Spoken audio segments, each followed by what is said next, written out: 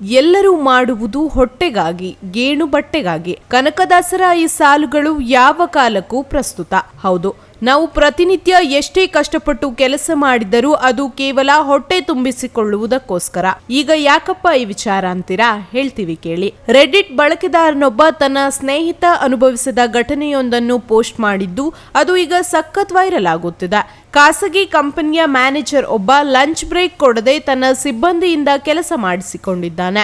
ಊಟದ ವಿರಾಮದಲ್ಲಿ ಕೆಲಸ ಮುಗಿಸು, ಮತ್ತೆ ಊಟ ಮಾಡು ಎಂದು ಮ್ಯಾನೇಜರ್ ಉದ್ಯೋಗಿಗೆ ಹೇಳಿದ್ದಾನೆ. ಆದ್ರೆ ತನ್ನ ಸ್ನೇಹಿತನಿಗೆ ಆಗ ನಿಜವಾಗಿಯೂ ಹಸಿವೆಯಾಗಿತ್ತು. ಹೀಗಾಗಿಯೇ ಊಟ ಮಾಡಲು ಆತ ಸಿದ್ಧವಾಗಿದ್ದ. ಆದರೆ ಲಂಚ್ ಬ್ರೇಕ್ ಕೊಡದ ಮ್ಯಾನೇಜರ್ ಆದೇಶ ನನ್ನ ಸ್ನೇಹಿತನಿಗೆ ನಿಜವಾಗಲೂ ಬೇಸರ ತರಿಸಿತ್ತು.